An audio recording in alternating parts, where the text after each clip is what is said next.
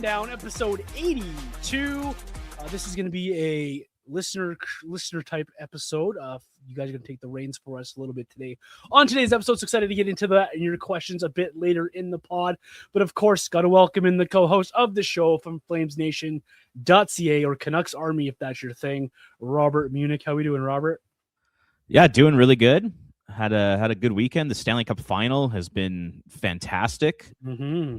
Although I'm getting very antsy when it comes to the NHL draft. I just want the draft to get here as soon as possible right now. Yeah, they're very, very much there with you. I'm enjoying this Stanley Cup Finals, and no one can keep a lead, and no lead is apparently safe in this thing, and back and forth, and there's no love lost between these two teams. But at the same time, it's like, can we just draft? Because that would be awesome. You got a lot of picks here to get through. Let's get going. We only have 2.5 weeks still to wait here, Robert. Yeah, it's not that long. So yeah, I mean we can wait, but I am getting pretty pumped. I mean, just all those picks with the position the Flames are in, in a full on rebuild. This is a massive draft for them. So I'm super excited to see what happens. There's some news here from Darren Dreger that I want to throw your way because I think it's absolutely hilarious. So okay. Darren Dreger says, sources: the Edmonton Oilers are consulting with the NHLPA to see if there are any objections that must be resolved before potentially hiring Mike Babcock. Amid allegations of invading player privacy, Babcock resigned in Columbus as head coach in 2023. Further investigation may be required. The Oilers sound like they are looking seriously into hiring Mike Babcock. Wow. Oh, man. Is coaching really the problem in Edmonton? That's my first question. Right back to you. This is ridiculous. Does Mike Babcock want to coach again? That's also a question out there. What are they doing? What are they doing? What are they doing? Right. It's the roster. The roster construction is the issue, but at the same time, coaching is now going to become an issue if they hire Mike Babcock. And the whole point of this upcoming season here is basically to do everything in their power to keep Connor McDavid. And they're going to hire Mike Babcock, the coach that I think is universally hated among NHL players. What are you doing? Hey, Connor, we found your next coach. You're going to absolutely hate him, but hey, here's Mike Babcock. Oh, man. Has Mike Babcock been a coach even in the past? Go back before these people hate him. Just go back to strictly his coaching career. Is he known as a great coach of goaltenders and of systems, or does he rely a lot on just lock it down? Does that inspire you if you're an Oilers fan or the Edmonton Oilers players? Does that inspire you that you want to be a better team? Mike Babcock's not the one stopping the puck here. He's not going to be the answer to fixing any offensive woes. This for me is 100% the Oilers' problem is all on the roster construction. You don't have a defense beyond two guys, if that. You don't have a bottom six that's great at defending. Come at me if you want, Edmonton Oilers fans. You don't have a roster built good enough so when it gets tough that you guys can elevate your games. I get they went into two of the last cup finals. I get that because McDavid went video game mode. But you saw this year when he's not going video game mode and he doesn't have his Luigi with him in Leon Draisaitl also going video game mode, this team just isn't good. It isn't good. And so does Mike Babcock really change the equation from what they had in Knobloch or even from Woodcroft or before him? For me, this is not a step forward for the Edmonton Oilers. No, I mean, part of me is Mike Babcock can clearly coach hockey, and just from a strategy perspective and a defensive perspective, his resume is impressive. But at this point in time, in today's NHL, especially when players hold all the power, like a Connor McDavid, and you want to keep McDavid around, you're going to bring in the coach who, once again, universally, I think is despised among NHL players, and he has very old school tactics, and he just comes across as a cocky, arrogant asshole. If you're Connor McDavid, are you going to want to play for Mike Babcock for the next 3, 4, 5, 6 years? I don't know. I would probably say no. He doesn't want to do that, and you might as well just get Mike Babcock to drive Connor McDavid to the Edmonton airport because he's gone.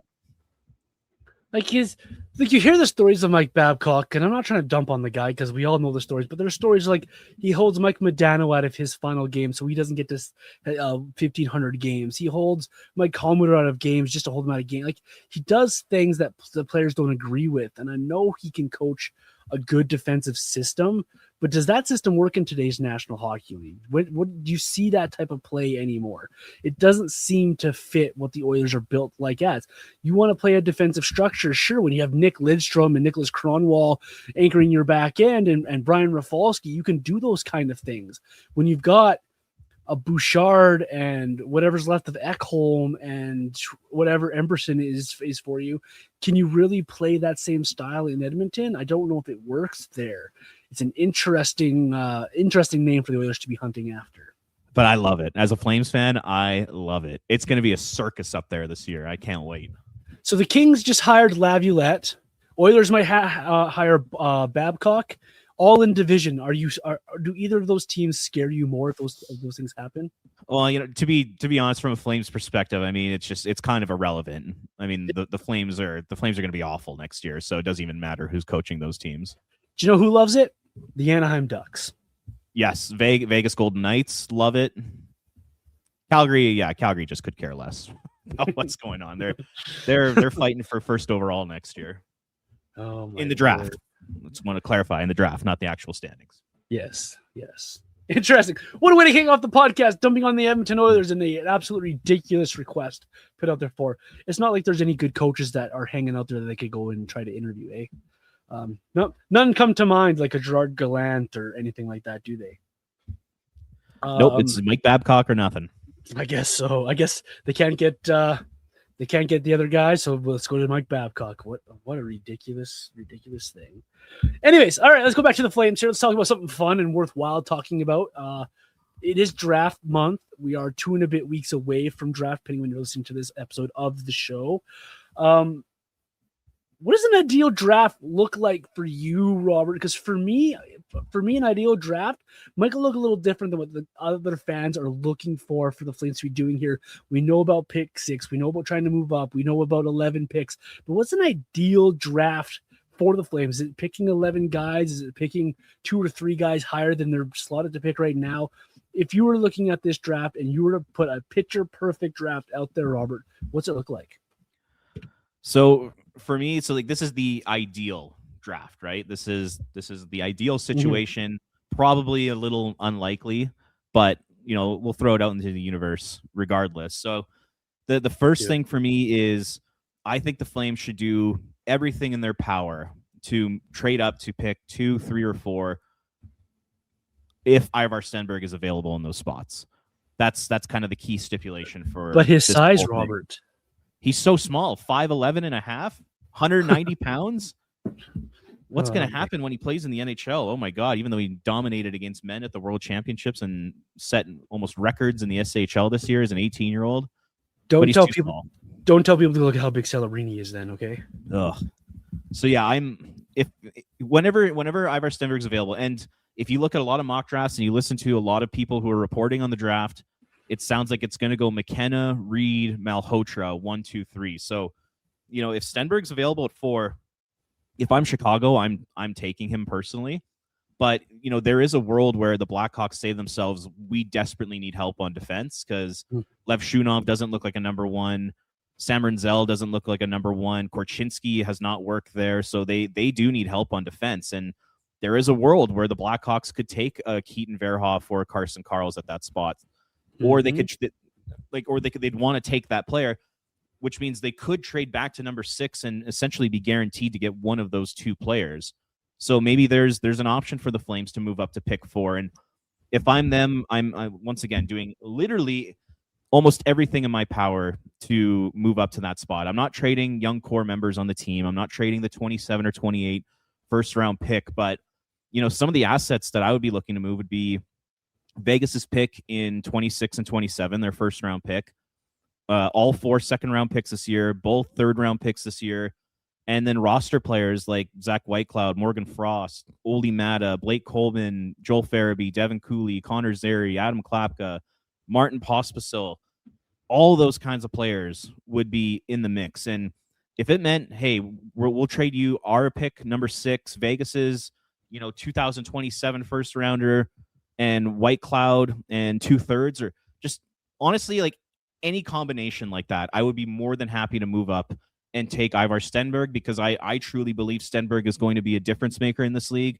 I think he has the potential to be a consistent 70 to 80 point player, play a strong two-way game, and make his teammates around him better. I really think he has that potential, and the Flames desperately need to find difference makers. So yeah, if my ideal draft, the first thing I'm doing if I'm the Flames is I'm trading up to take Ivar Stenberg, and I'm willing to put up like a pretty ridiculous trade offer just to move up 2 spots to take him. I think he could be that much of a difference maker for this team. So that's kind of my first one. Yeah, I like that. I like that a lot. I'm very much in agreement. Like people are going to talk about how much it's going to cost to move up. I don't care. I honestly don't care. I've said this on many episodes of this show. I've said it on Locked on Flames when I'm a guest on that podcast as well. You got 11 picks this year, and you've got, 9 the next 3 first rounds. Like, you got so many picks coming that spending to get quality players now might be the way to go for the Flames. So I'm 100% on board, especially if a guy like Stenberg, who, let's be honest, should be going 1 or 2, regardless of who else is available. But because of needs of teams and the way other teams are leaning in their lists and how this draft's breaking down, if he's there at 4 and the Flames manage to trade up to 4 to get him, you're sprinting to the podium to make that pick happen, because that's how important this player and that pick could be to the Flames. Think about it this way as well. Like, you have an opportunity to get a very star player, maybe a difference maker in this league, or you have a chance to draft a couple of maybes with some second round draft picks and having no slight to the player, but having a Blake Coleman just hanging around in his late 30s. What's for the betterment of the rebuild for this team going forward, I think, is the quality of the player you would get in Ivar Stenberg and for what he brings to the table. I quite like that for me, Robert. Well, I'm going to add to that as well. The Flames have 6 picks in the top 55. For me, I only like to see them draft 3, maybe 4 players. Use those draft picks to move up. I think both first-round draft picks should be moved in opportunities to move up in the draft. Trade from 30-31 with a couple of seconds to get into that mid-20s and get another targeted player on your list. Trade 6 and Coleman and a future first-round pick to get up there to 4 and draft a Stenberg if he's there. Those are the type of moves I really would, in an ideal draft for me. The Flames would come away with a couple of really nice first-rounders, a high second-round or mid-second round draft pick, guys that they're very much high on. Move up in the second round to draft, let's say Ben McBeth from the Calgary Hitmen. He's in your own backyard. A nice upcoming defenseman for you guys to work with. These are guys that you can target, players that you would know that can be different makers, or you hope to be different makers down the line. So it's all about fitting into that quality rather than quantity conversation, Robert, for me. So to piggyback off of your first point, I'm just going to add to it. I think the Flames, if these first 6 picks, should only need to pick 3 players. Use the other picks to move up and around this draft and target your players, because you need the quality, not the quantity, in my opinion. Yeah, I completely agree with you. And now, are you saying when you're saying move up, but using some of those picks, are you saying like get another pick in the top 20, get another pick in the top 30, like, moving up from 31 to say 24? Like, kind of what do you have in mind there? Yeah, something like we did last week when we were doing those trades, those mock trades, is take 31. Let's say it's 31. Take 31 and pick 36 plus another pick somewhere else, or a rush by someone else, and move up into that 24, 25 range. Be able to maybe target let's just use Jack Hextall. First name that came to my mind. He's a big target of you guys. You're able to get a player in the top that you really like. Go back in there and get a Jack Hextall. So use a second round pick, use that 30th first pick, and move up a few spots just to make sure you get your targeted player there. I like it. My second one is kind of like in a similar wavelength. It's somehow find a way to get another pick in the top 10. So I guess, for example, say you can't move up into the top 4 to take Stenberg, and you still have your 6th overall pick. Use your 6th pick on a Carson Karls or a Vigo Bort, one of those 2 players, and then move back into the top 10 somehow. And once again, all the assets that I had mentioned earlier in my first answer, whether it's to Winnipeg at pick 8 or Florida at pick 9, two teams that want to be competitive, for the next few years, that I don't think they need this draft pick. I think they need to improve their NHL rosters to try to remain competitive. So take advantage of that. And yeah, say you trade both Vegas picks in 26 and 27, and you trade literally all 4 of your second round picks and a third round pick and throw in a Connor Zary on top of it. Once again, do everything in your power to move up back into the top 10 and get yourself a Jackson Rudolph, get yourself a Tynan Lawrence, one of those kinds of players, an Albert Smiths type of player. I would love to see the Flames do that, because if you can walk away in this draft, either in my first scenario, you walk away with Ivar Stenberg, or you walk away with 2 players in the top 8 or top 9, I think you're giving yourself some pretty good ammunition to add to your core moving forward. So yeah, I would say ideally you move up into the top 4. If that's impossible, or it's just stupid, the price to move up 2 spots, then don't do it. But then if that doesn't happen, then try to find a way to get back into the top 10 using all those assets. And I really think Winnipeg is a team that should move that pick, because their core members are signed long term.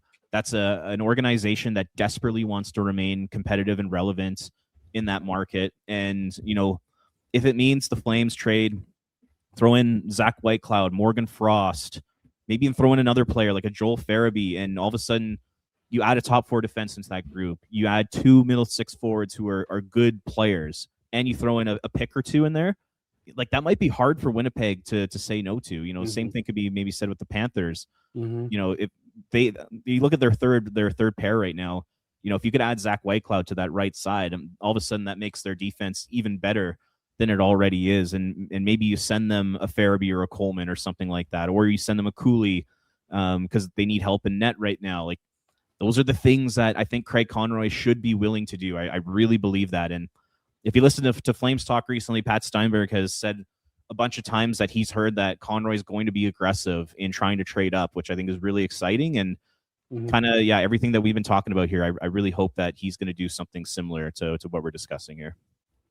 Even pick 12 there, Robert. I was looking at the draft order here. Even at pick 12, that's New Jersey Devils. That's the team that was a lot of people picked to be like Stanley Cup final level of team. Are they a team that want to pick, or are they looking at a roster play? Would they want a guy like a Blake Coleman or a Zach Whitecloud to bolster their roster in a package to help move that pick as well? That's just outside the top 10, but on the same lines of what you're thinking of there. Like Conroy is going to be aggressive, and we hear that from people like Pat Steinberg and other media members, and I'm excited for it, because if you're aggressive at this draft, you can get a lot of things accomplished. And I think along those same lines as well, for me, I hope Craig Conroy takes advantage of the opportunity, not just drafting players. There's an opportunity here to get out in front of the area, moving him out, or finding a trade partner for Blake Coleman, or whoever else you might be thinking of. Maybe somebody magically takes Sharon Govich off your hands, or a Martin Pospisil contract off your hands. I think Conroy needs to take advantage of that part of this as well. There are going to be teams disappointed in their playoff or lack of playoff success. There's going to be teams out there that are looking to be a playoff team next year. A team like the New York Islanders comes to mind, of a team that maybe wants to do a little bit to make themselves a little harder and be into playoffs. They were almost there this past season here. Use that and get out in front of free agency a little bit as well here, and move a roster player. Help your own roster out by helping someone else's roster out. So I think for me, an ideal draft would be, yes, you're going to make draft picks, you're going to bring in players that you really like, but at the same time, moving out a body or two on the wings to allow for the next crop of players to come in. Hansik's coming back from injury. Was Andrew Basha coming into camp? Those questions. You have so many wingers right now that I think it would behoove the Flames to get out in front of that a little bit here and give themselves a little bit of space. So for me, it's not only drafting here, Robert, it's getting out in front of your roadblock of or your traffic jam of wingers on the roster. Yeah, there's way too many. We went over it a couple episodes ago, and I mean, there's 17 bodies, man. Like, it's so many. I was gonna say there's basically 14 NHLers, and listen, they're not great NHLers, but they're NHLers. No. there's enough. There's too many right now. So yeah, you're right. Moving out a couple bodies in these kinds of deals, whether it's a Coleman or a Farabee or a Zeri, those types of guys, if it helps get you over the top and it gets you back into the top 10 or top 12, then I think you absolutely do it. And the one other name I just want to mention, like I said, if you could trade to number 8 or number 9, then you get yourself a Bjork potentially, or a Smits or Rudolph or whoever, Tynan Lawrence. The other guy I'm really intrigued by is Wyatt Cullen. Yes. Like if you go watch what this kid can do and you read some of the scouting reports on him, at Elite Prospects, Cam Robinson came out with this scout poll. It was a really interesting read, and a lot of scouts have Wyatt Cullen as one of the best skaters in the draft, one of the best shots in the draft, highest ceiling in the draft. That dynamic ability. He's in the top 5 amongst everyone in this draft. Like I think the sky, or the ceiling is very high for a guy like Wyatt Cullen. Like he's just that dynamic player, and the Flames are missing that right now. So yeah, if they could walk away in this draft with, say at number 6, they get Bjork, and number 9, they trade up for number 9 and they get a Wyatt Cullen.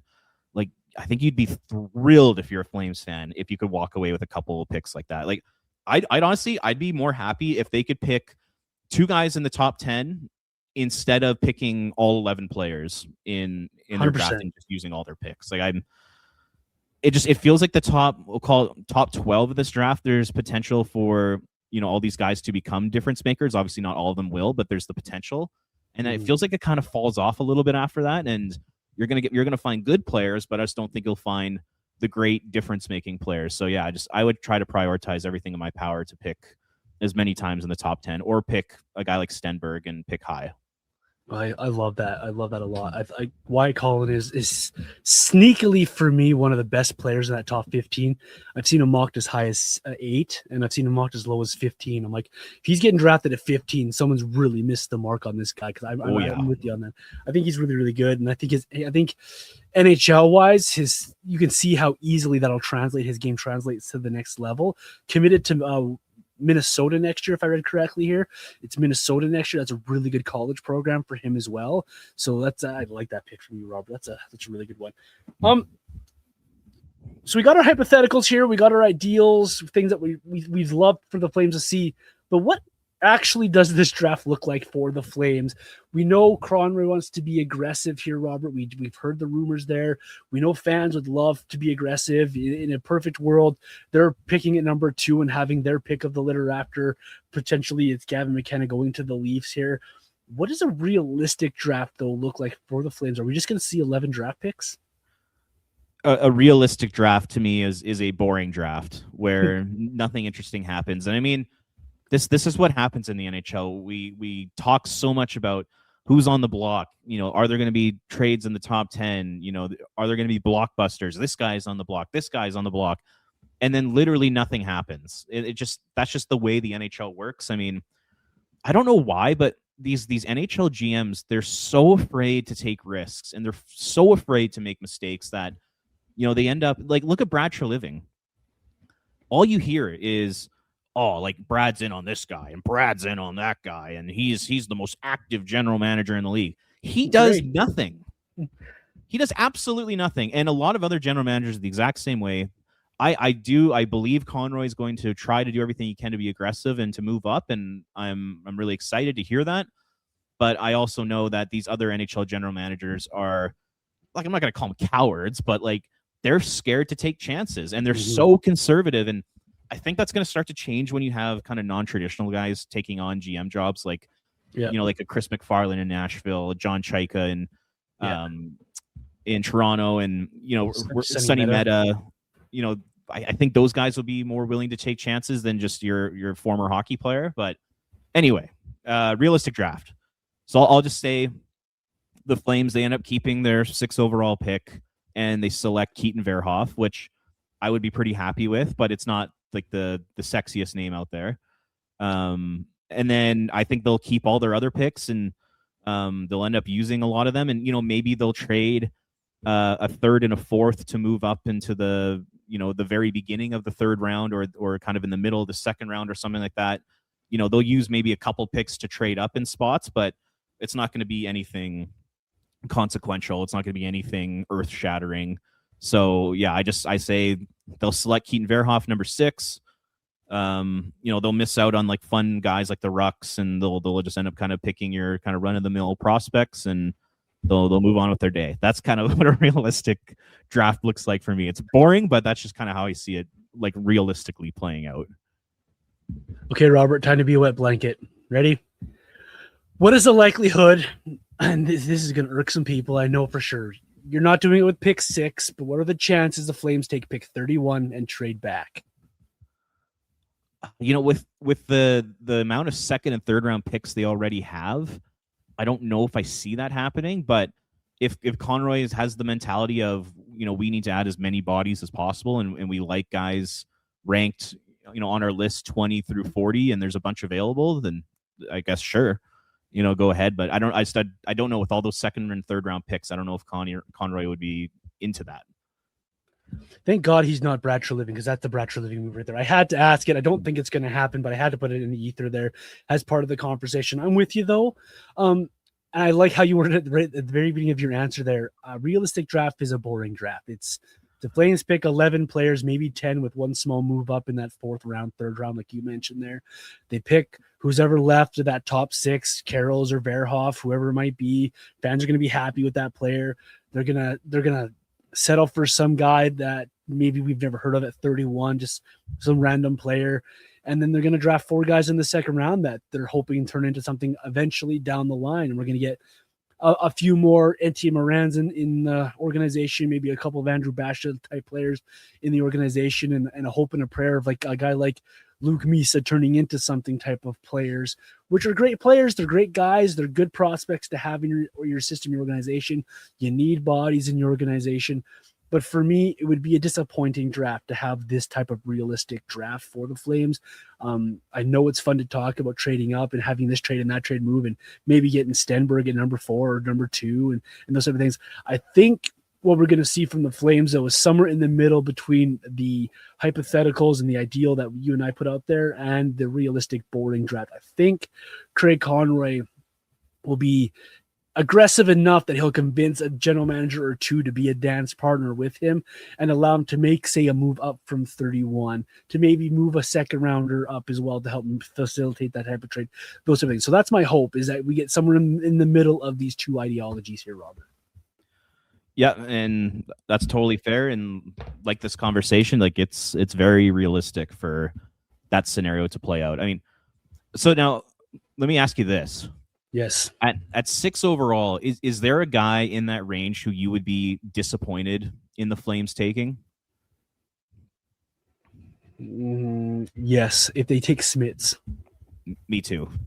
Like I understand how good he's been, and he's playing against men, but if he's drafted in the top 8, I think that's someone's taking a flyer just for the sake of taking a flyer. There's literally 7 guys on my list I would take at that number 6 spot, and most of them are going to be gone by the time you get there. But if Smits is the guy there and the Flames take him, I think I'd be a little bit disappointed. Yeah, I mean, I feel like, he probably has a pretty high floor, but I just don't know if he has a very high ceiling. To me, Smits almost feels like like an elevated Kevin Ball. Like, he's a bigger guy, decent puck mover, decent skater, but he's going to be kind of that, defensive defenseman.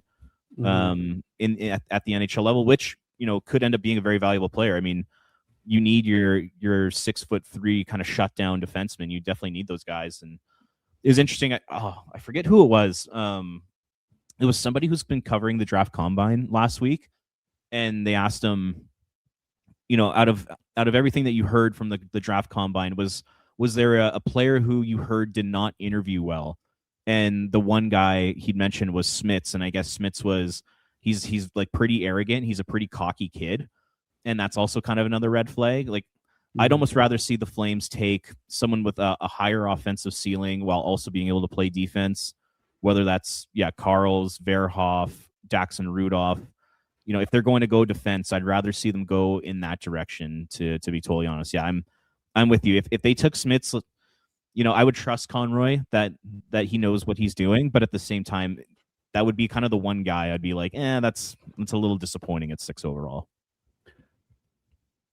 To throw one right back at you here along the same lines, In a certain world, Keaton Verhoff or Carroll's is sitting there at number 6. Would it disappoint you like it would half of Twitter if Tynan Lawrence was picked over either of those defensemen for you? I think I would be okay with it because I think the Flames are they're taking a home run swing there. And the thing I really like about Lawrence is that, number one, he's a center. The Flames desperately need high-end centers. He'd become one of their bigger forward prospects. I think Lawrence is like 6 feet or 6'1". So the Flames, they do need to add a little bit of size to their forward group. And then number 3 is the kid can fly. Like he's one of the best skaters in this draft class. And this, as we all know, this Flames team, they need to get way faster. They're so slow right now. And looking at their prospect pool, it looks like Greshny's a good skater. Wittenbach, Cullen Potter, all seem to be like pretty good skaters. And I think you need to add good skaters to that group to continue that momentum on. So yeah, I would not be upset if they decided to go down that road with Tynan Lawrence. I just, we've had the conversation, guys going to the NCAA at such a young age, it's a huge learning curve. Like it's massive, especially if you're not a guy who's as talented as a guy like Gavin McKenna. McKenna was able to figure it out, but I look at a guy like Lawrence, it might take him a little bit more time, and I think that's fine. Like I still think he has great pedigree. I think he's got great skill. Like I said, the skating is great, and he's a center. I would be very intrigued, and I would not be upset if they went down that road. He's also still 17. So one of the youngest players in this draft class. Yeah, I would actually like if they took Tynan Lawrence at 6, and that's an unpopular opinion. I know passing on Carroll's or Verhoff isn't the sexy thing to do, but I like what Tynan Lawrence can bring to your lineup, and being that age and having another year under his belt at the NCAA level, I think could do a lot of wonders for this guy. And I think that it might be viewed as more of a project type of pick at 6, but at the same time, I think you're not looking to win the next 2 seasons, so why not use a pick on a player that you think you can get the most out of and get him to the next level? And for me, that's Tynan Lawrence. So very interesting conversation. Yeah, I mean, like just the way I view it for the Flames is that McKenna, Stenberg, Reed, Malhotra will guaranteed be gone by pick 6. The Flames will not be able to pick one of those players unless they move up. But at pick 6, they'll have their pick at one of Keaton Verhoff, Carson Karls, Vigo Bjork, Albert Smits, Daxon Rudolph, Wyatt Cullen, Tynan Lawrence. I think that's kind of the group they're looking at. And me personally, I'd be pretty pumped and pretty happy if they picked any of those players except Smits. And even if they did take Smits, I'd still feel like okay about it. But I think in terms of like power rankings, in terms of excitement, Smits would be at the bottom of that tier. But at the same time, I still think he could be a good player, but I just wouldn't be as pumped up. But any of those other players, I would be pretty happy. Like even if they reach for Rudolph, I'd be fine. If they reach for Cullen, I would be fine with that because I do think those guys have really high ceilings. If they take Smits, they better trade back up in that top 15 and get somebody else as well. That's all I'll see there. Yeah, and if they love along the Smits, lines. I was just gonna say if they love Smits, like then make a trade back into the top 10 or the top 12 and try to take him there. But picking him at 6 seems like a bit of a stretch. All right, quick pivot on a conversation here. Let's do a little bit of a hypothetical. It comes to draft day, and this idea comes from a Kent Wilson article, so credit to Mr. Kent Wilson. Excellent read if you want to go find that. He put out a little bit of an article. If it comes to the draft day and there's a young center available, and he used the examples of Kent Johnson, Mason MacTavish, or Shane Wright, should the Flames make a move? And, would you be okay with them making a move for a younger center, someone in his early 20s, someone that could possibly come in here and have an elevated role? What are your thoughts on those type of moves? I know we've had that conversation a little bit beforehand, but it's interesting that it's now out there in the universe. And Ken Wilson article was one of the few places I saw this idea from. So we might as well jump on the wagon here, Robert. Kent Johnson, Mason MacTavish, and Shane Wright at the draft. If you get a phone call from one of those tables, hey, are you interested? Are you interested in those young centers? I'm personally not at this moment in time. If I were the Flames, I would not make any of those trades right now. To me, making those types of deals is something you do, let's call it 3 or 4 years from now, when you're entering your contention window and you want to add that young center or that young skilled forward at 21 to 23 years old, I think that's when you do it, because you want to take advantage of their prime. You want to take advantage of their, call it 23 to 28-year-old seasons. And if the Flames end up acquiring any of those players right now, I still think the Flames are a long ways away from being legitimately competitive again.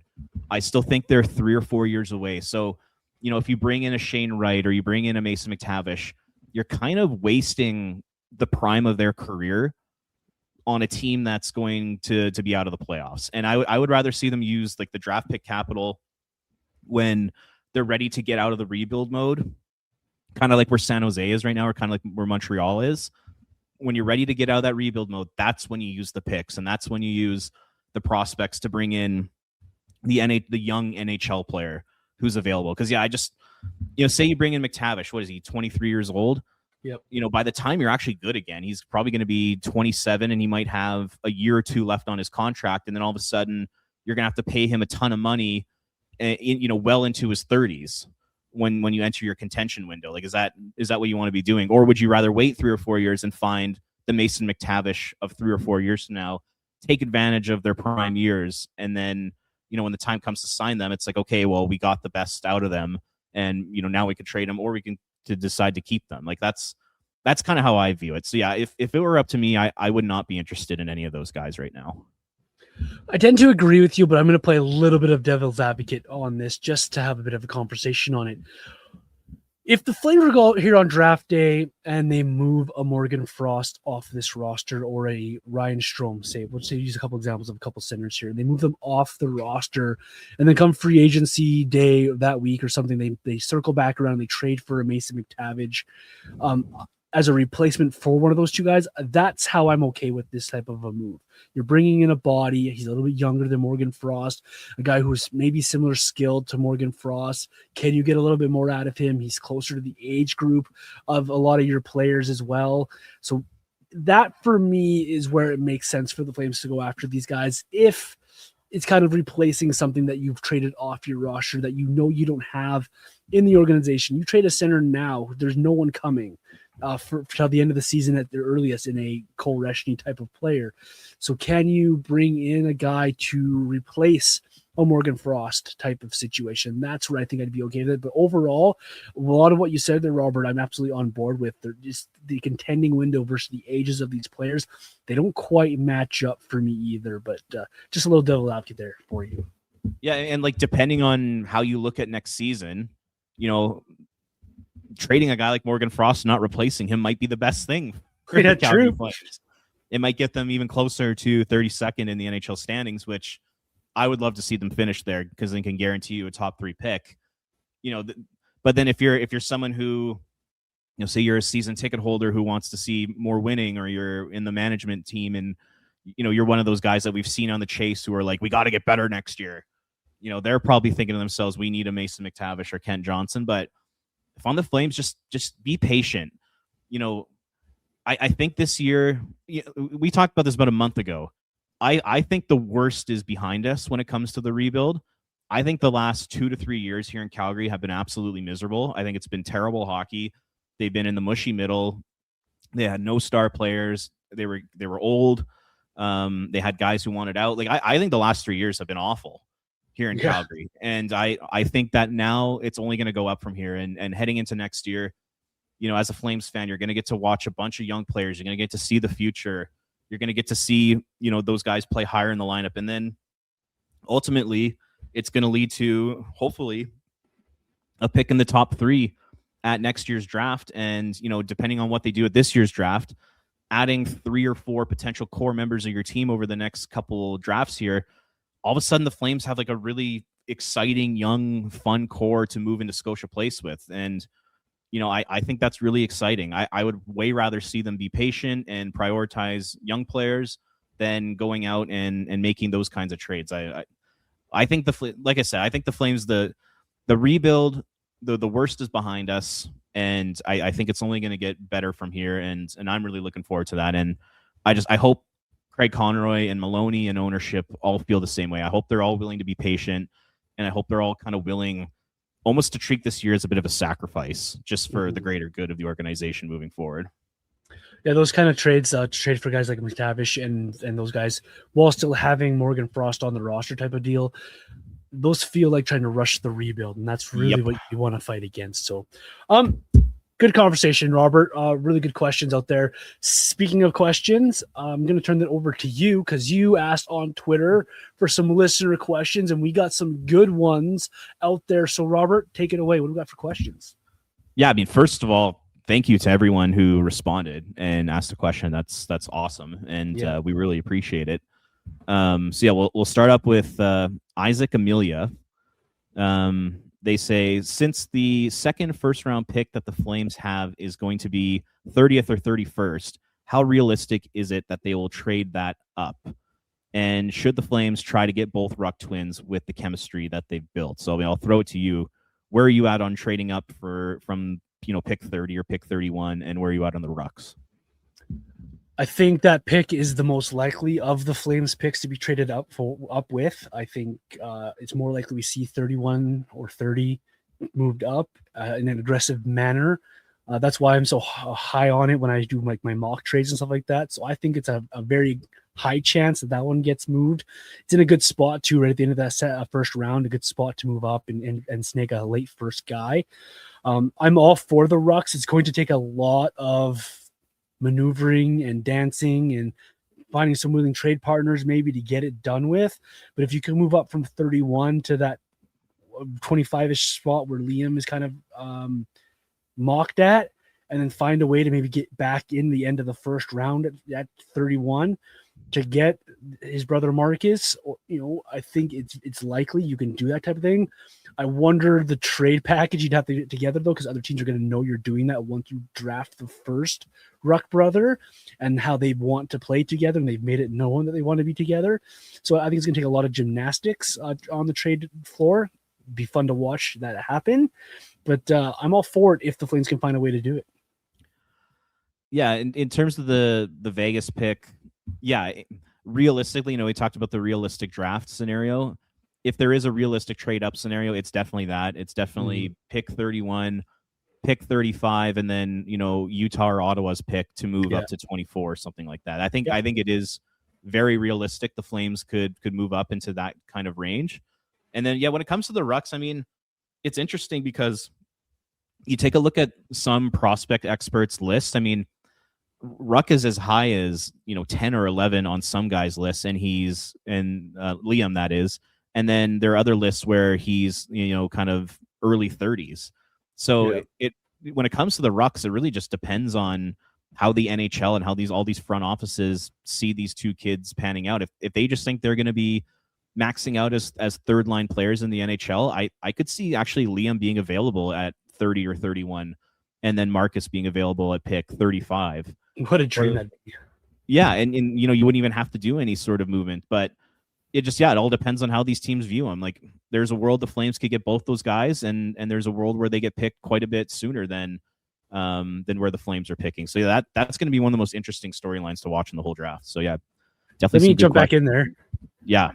I'm along that same lines, as I said, I would be for the Rucks. I'm not going to prioritize them over picking somebody else that I have above them on my list. So if you're getting down to pick 25 and you've traded up for them, and you have, say, JP Hurlburt and Matthias Preston ahead of both Ruck brothers on your list, and you've traded up to get somebody, don't just trade up to get him and to make sure you stick to your list at the same time here. So they are nice players, they are great players, and much like Robert said there, if you project them to be third line guys, but you project, say, a JP Hurlburt to be a second line center in this league, then go with your list still. Stick with your list here. So don't deviate from your list just to get them. But if they're in play at your pick, then by all means, let's have some fun. I like it. Next question's from Rob S. on Twitter. There's been a lot of talk about draft trades. I am interested in your perceived value of taking a bunch of good players versus ones that look great today. So I think that kind of what that means is, using all 8 of your picks in the first 3 rounds, or should you use those picks to move up to take 1 or 2 really quality players? He finishes his question with, I feel the Flames have better long-term odds with taking all their shots in the second round This is where a good scouting department makes their mark, who quietly grow into something versus trading those picks for an 8th or 7th overall. Where are you at on that? I mean, this is kind of the quality versus quantity debate. Yeah, it is. I get what he's saying there, but at the same time, go look at the percentages of players picked after 25 that make it to the National Hockey League. So for me, it's all about the quality you're going to get at, say, pick 10. Say you trade back up in there to 9 or 10 or something like that. With those picks, and you have an opportunity to, say, take any number of guys. We've talked about White, Colin on this show. What if you draft up there and you get Colin at 10 to match with what you've picked at 6 in, say, Keaton Verhoff? I like that a lot better than having 4 guys that may or may not be something down the road in the National Hockey League. So it's all about what you prefer as a lottery ticket. Do you want all the lottery tickets, or do you want 1 or 2 that you've really handpicked that give you a better chance at winning here? So for me, I'm all about the quality over the quantity this time around.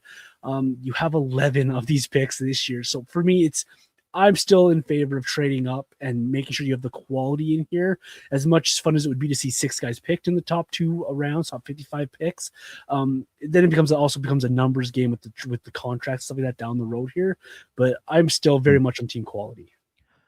If the Flames were in a position where they were literally just starting the rebuild and their prospects cupboards were empty, you 100% use all these picks. And you add as many bodies to the group as possible. But I think they're in a position here where they've drafted pretty well over the last 2 to 3 years. They've added a lot of bodies to this group, and now it's time to prioritize that quality. And I would rather see the Flames pick twice, we'll call it the top 10 or top 12. I'd rather see them use those 2 picks than picking 8 times in the first 3 rounds, or even using all 11 picks that they have. I would be more than okay with that, because, like John said, I mean, I've been doing this graphic for Canucks Army and Flames Nation where I show who's been picked at the spots that these teams picks own, over the last 20 years. Mm-hmm. So I put out for Vancouver, they have the 24th overall pick. The group of players picked 24th overall in the last 20 years is not impressive at all. It's not. It's Ryan O'Reilly and Travis Konecny as by far and away the 2 best players, and then there's a steep drop off. And I posted one for the 33rd overall pick that Vancouver owns, and the best player by far is Ivan Barbashev, and the rest is not good. So I would rather see them prioritize picking in the top 10 multiple times where you have the best chance possible to find a good NHL player or a difference maker, rather than take swings on guys, picks 30 through, 35 through 60, whatever they own there. So yeah, I'm definitely more of the quality versus quantity right now. Yeah, it's for me, it's not even a close conversation. Like I like how you put it at the beginning too. If like this was the start of the rebuild, absolutely bring 11 players in. If the Flames draft 11 times in this draft, I think I'd be kind of disappointed, to be honest. I'm with you. Next question comes from Owen.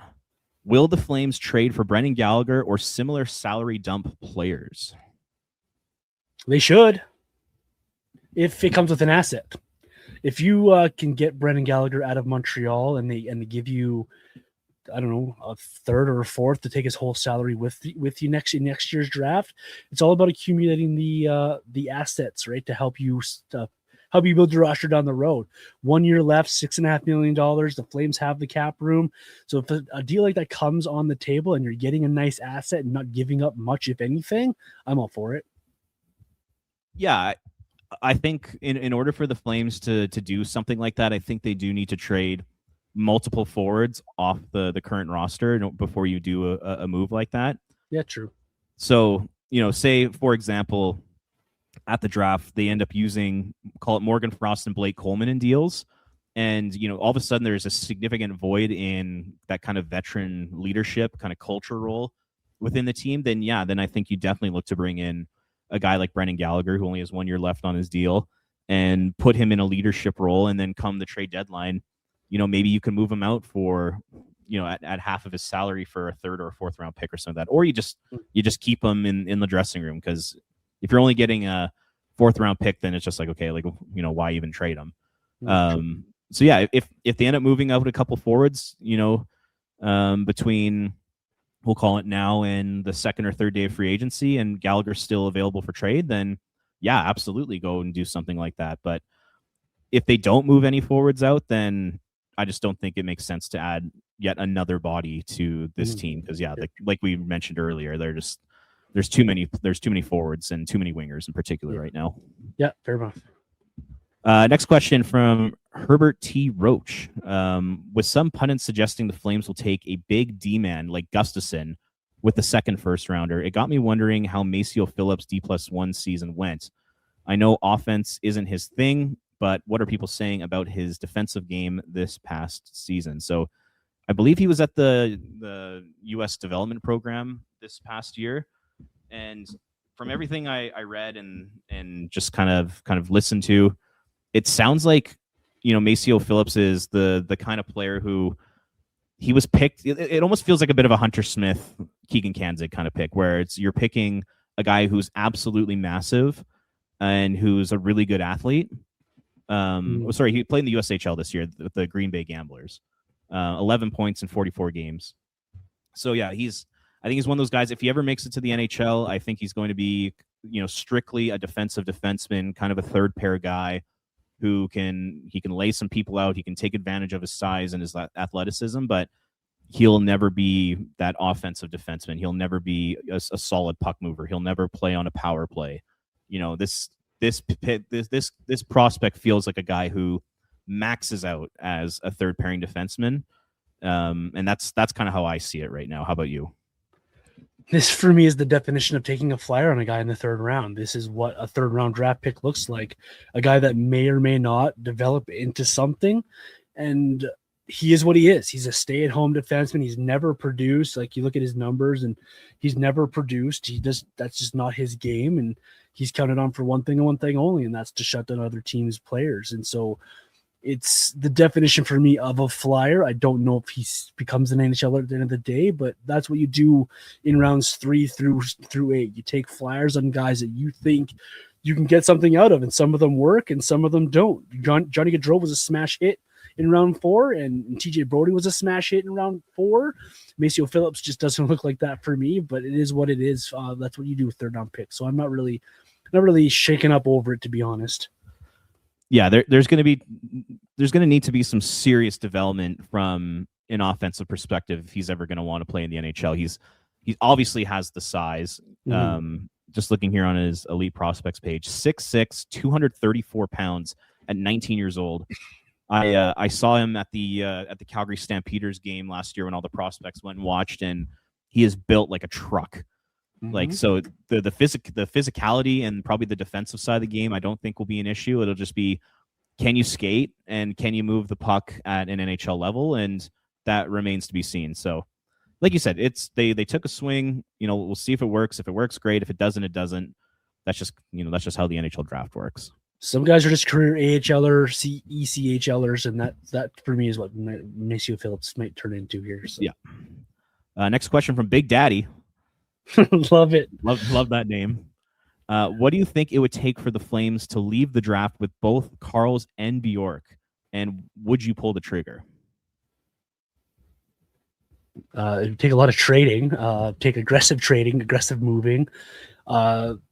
Yes, I would do it. I absolutely would do it. We've spent half an episode this week. We spent time last episode and all off season as far as saying how aggressive we think that Craig Conroy might be and should be at this draft. So if you can get, Karls at 6 and swing back into that Florida pick, say with Bjork still available and bring him home, and you're running out of this draft with Karls and Bjork, I think you do that in a heartbeat. You're probably not picking in the second round if that's the case, and that's okay with me.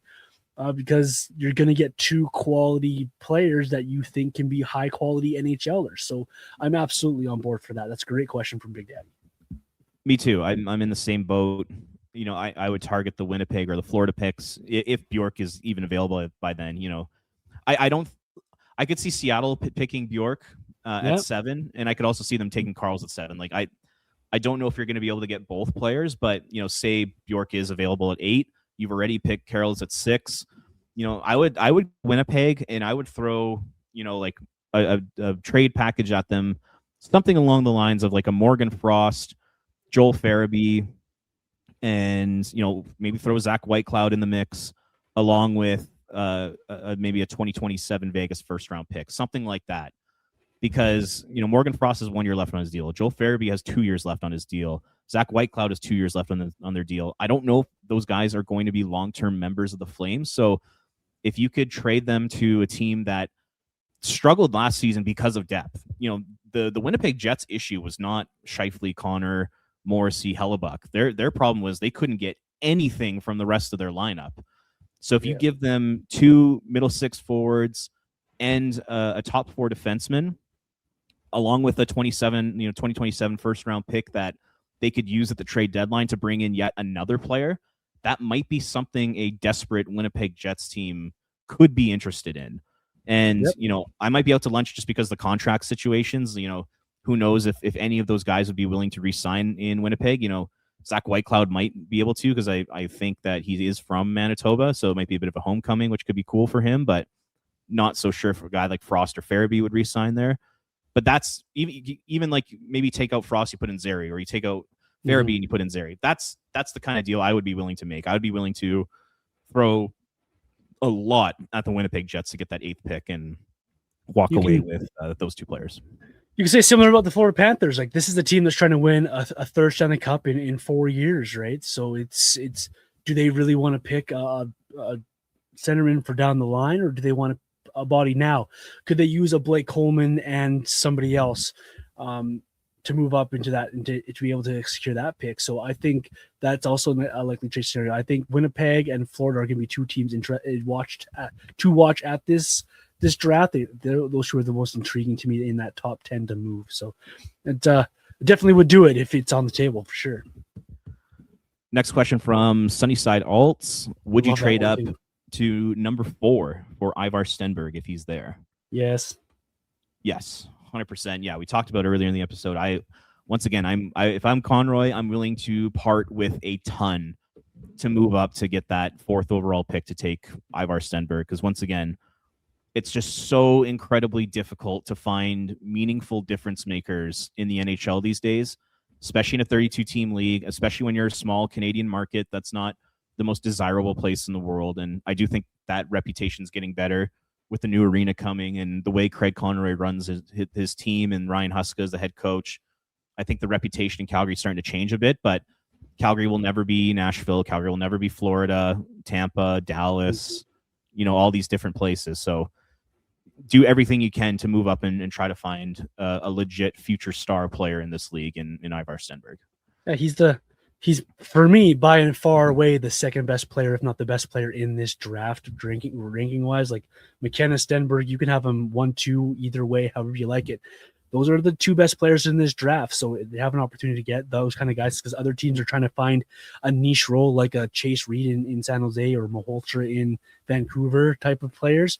You absolutely make that type of difference maker all day long.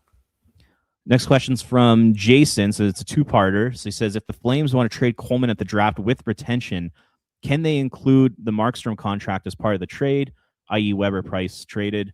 The answer to that is no. So players that you withhold salary on or you eat salary on who are still in the NHL, you cannot trade that salary retention spot to another team. So if Markstrom, if he was still within the Flames organization and on LTIR like Weber and Price were, then yes, you could trade the contract, but you can't trade any retention slot. So there's kind of the first answer. And then the second answer, or the second question, is offer sheets, between $2 to $4 million that would cost a 2nd round pick. Do you see anyone in that range the Flames could target? So I'll take this one first, because I went and looked on Puckpedia before we recorded here. So there's a few guys that kind of stood out to me.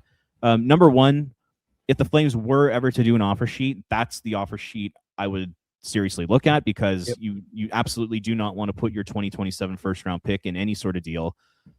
Same with your 2028 and your 2029 first round picks. You can't do that right now with the spot the Flames are in. But yes, giving up a 3rd or a 2nd round pick in an offer sheet, I think makes a lot of sense. So the guys I looked at were number 1, Maverick Bourque. We've heard this name a lot, but it makes sense because Dallas is capped out and they need to re-sign Jason Robertson. and they still have Ben and Sagan on the books, so you could take advantage of the Stars because they're so cap strapped. And if you threw a 1-year deal at Bork worth $4.7 million and you only gave up a second, I think you might be happy with that. I think Bork would be an upgrade on a lot of the Flames wingers right now. So yeah, I would have no issue with that. A couple other names, Mackie Samoskevich in Florida. The Panthers are probably going to look to add to their team this summer, and it's going to take some serious salary cap space to do that. So by the time they add to their team, will they even have enough to match an offer sheet of $4.7 million on Samoskevich?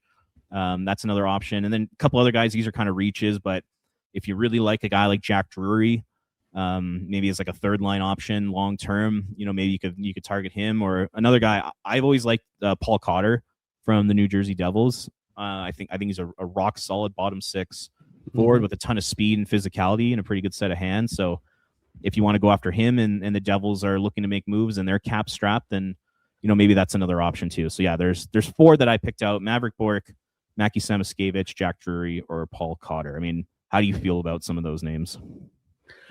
There's one I really, really like, and I'm glad you mentioned him there. For me, it's Mackie Samoskevich. The reason being is he's been in the playoffs with the Florida Panthers, so he knows how to win in this league, so that matters to me. He's also a guy that can play center in a pinch if you need. He's played center before. He's a right shot. He's a nice size frame to him, and he has the ability to be able to score and to do more than one thing for a lineup. I don't mind the Bork one. The other guys, for me, it's the age thing. I'm going to be ageist in this as well. If I'm going to offer sheet a guy, I want a young player who I can bring in, get adapted to the organization, and have an opportunity to try to sign longer term if things work out. So for me, Mackie Samoskevich makes the most sense in a qualifying offer. You got to be careful though with those as well. I know Florida might not match that offer, so it might be a good opportunity to bring in a nice young player. And then I'm going to circle back around to the Coleman question. In order for the Flames to trade Coleman with retention, they have to wait till July 1st when those reset, because then they'll have 2 coming off the books. They're maxed out on their retention spots, unfortunately, at the moment. So. Next question from B. Walker. Who was the player in the top 5 to 10 of this draft class that you guys feel might be in the bust category? I feel like it's Verhoff. He's got a good shot. He can play physical, but he doesn't wow you with his skating. He's not overly physical for his size. That's the one question I have for you guys. So who in the top 5 to 10 do you think could be a bust in this year's draft, John? Smits. I'm going back to Smits. I hate to pick on the guy, but he does one thing, and if that one thing isn't at a high level, then I'm not sure what he brings to a hockey team and what he does for you longer term. So no disrespect to the guy. I think he's played very good in opportunities, but for me, Smits rings up there for me. I disagree with the Verhoff one, though. I think Verhoff's a sneaky pick. Yeah, the interesting thing with, guys who are ranked in that kind of 5 to, we'll call it 12 range, it feels like a lot of them have pretty high floors, as well as high ceilings. So it's kind of tough to pick one. I don't know if Tynan Lawrence is in that mix of top 5 to 10, but he might be the one guy I'd look at just because he does feel like a boom or bust prospect. It feels like, if he hits, he could easily be a top 6 center, play with a ton of speed, be a kind of, 50 to 70 point guy. That's kind of what I see his ceiling as. But, there is also a world where, like a lot of these scouts, they did not like what they saw from him this season. And if he kind of continues down that trajectory and, he's not even a point per game player in the NCAA next year and he kind of takes a step back, then I could see him, maybe not being a full-time NHL player. So it feels like in terms of like the lowest floor out of the guys that we've been talking about, it's probably Lawrence, but he's also got a very high ceiling. It feels like the range of outcomes for him is pretty high. So I would probably look at Lawrence in that scenario. Yeah, fair. And then kind of a similar question from Ronan, what would be considered a letdown in terms of player X being drafted? We kind of talked about that earlier in the show. I think we both said Smits. We probably don't need to dive into that much longer. And then finally, the last question's from Dean C. He says, I have one. Why do you think the Flames won't want whoever falls to number 6? And I think that was a shot at me there from Dean. Yeah, Robert, why do you hate pick 6? I've been talking about how I would desperately try to move up to take Ivar Stenberg, but if that's not an option and the Flames can't pull that off, then I think you're more than happy to take a lot of these players at number 6, whether it's Verhoff, Karls, Bjork, Rudolph, Cullen, Lawrence. I personally would be pretty happy if the Flames could end up with any one of those players. So, that's how I see it. We've heard Conroy say more than once how excited he is and that there's going to be a player that he really likes at number 6, regardless of how the board falls to them. So I think that was a shot to you on the Twitter machine there. And it's a great question, though. Like, I think the Flames are going to be excited about who comes in here at 6, whether it is Karls, whether it is Verhoff, whether maybe it is Lawrence, whoever it might be. Bork would be a popular one amongst the fans as well. And I echo those sentiments. I think the more that I watch these guys and read up on these guys, I'm pretty excited for whoever falls there to 6, because I think the Flames are going to come away with a guy. They might not be the high-end difference maker of Gavin McKenna, but you're going to get yourself, I think, a pretty solid hockey player for the Flames team. And I'm excited for that. And we heard in the chase, after the Flames found out they got the 6th overall pick, you heard Don Maloney, we love pick 6. Pick 6 is good for us. We love pick 6. So the Flames, I think, are going to be really happy with whoever they take there. And like we said, I do think there's a lot of good players there. So there's a lot to be excited about for this upcoming draft. I'm literally on the edge of my seat. I cannot wait for draft day. It's going to be awesome. But that's it for questions. It's weird that you almost wish the Stanley Cup final would hurry the hell and get over with so you can go drafting. It's a weird thing to be a part of, but when you have an opportunity the Flames have in front of them, and you've been looking forward to being in the bottom of the standings, so you can pick a high end prospect, you kind of want to hurry up and get there. It's the hurry up and wait scenario right now for the Flame fans, and we'll eventually see who it's going to be, and I think we're going to like who it's going to be at the end of the day, Robert. Anything else you want to bring up on today's podcast? If not, where can the folks find you, and what's coming up from you guys on flamesnation.ca? Yeah, just follow me on Twitter at Ring of Fire CGY. Lots of random goals of the day, and I've been putting together some Who Says No trade proposals, which has been fun. Except when the opposing fans come in my mentions and they call me an effing idiot, and that's never fun to read, but it's all part of the game. And then Flames Nation, just lots of draft coverage, and it was interesting. So today, I've been putting out all the draft classes from the last 25 years, and the comments have been hilarious. I mentioned that last week. It's been great. Today I took a break and was like, let's feature one of their better draft classes, and it was 1984. They took 4 players that all played 1,000 games in the league, and one of them was Brett Hull, and you almost forget that Brett Hull was drafted by the Flames. And I posted a couple different pieces of content from Brett Hull with his time with the Flames, the day he signed, and then also his first career hat trick, which came in a Flames sweater. It was weird to see Brett Hull scoring goals for the Calgary Flames, because whenever you think of the 80s and the Stanley Cup championship team, you never think of Brett Hull. I wonder now, I've talked to my dad about this, who was a diehard Flames fan at the time, and he said the Brett Hull trade helped the Flames win a Stanley Cup in 1989. Rob Ramage played a big role, and I think it was they got a backup goalie, and the names I'm jogging my memory here, but Rick Wamsley, thank you. And I guess both players played a big time role on that team. So in the grand scheme of things, I guess it doesn't matter. But in hindsight, you're always kind of wondering, what could the Flames have looked like with Brett Hull on that team as well? That could have been scary good. Yeah, you can make the argument that they don't win the cup without that trade, though. Ramage was a huge part of the 89 team and what he brought to the Flames organization. And if you look at the names that were behind Mike Vernon at the time, I think Rick Wamsley was a nice upgrade on the backup position, which mattered back then as well a lot for those teams. If you found a way to get Rob Ramage in Flames uniform without giving up Brett Hull, I wonder what that would have looked like, because that would have been a super team. I think that would have been a team that could have easily repeated, if not do 3 or 4 Stanley Cups in a short time, because that was quite the team that the Flames were able to put together for 80 and 88 and 89, and then part of 90. Lots of good players there.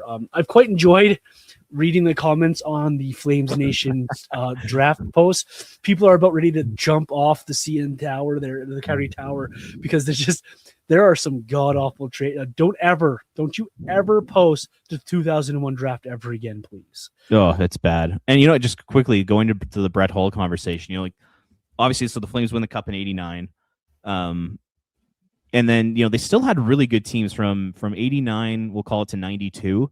They should have won way more playoff series than they did. They didn't actually end up winning a playoff series, but they probably could have won another cup. But like taking a look at Brett Hull's stats, so 89-90, 72 goals.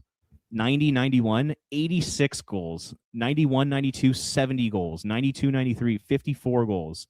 93-94, 57 goals. Like, I wonder if you have Brett Hull on those Flames teams, I wonder if that gets them over the top and at least gets them to another Western Conference final or two, or even another Stanley Cup final, even maybe another championship team. Like, he could have been a big time difference on that team. I like having the debate when people talk about the best goal scorers of all time. People go to Ovechkin and Gretzky, and people bring in Mike Bossy, and I'm like, don't forget about Brett Hull. And a lot of people fight me on that, but I'm like, if you watch the era that Brett Hull was potting 70 goals and then 50 goals, he played in a couple of goals one year.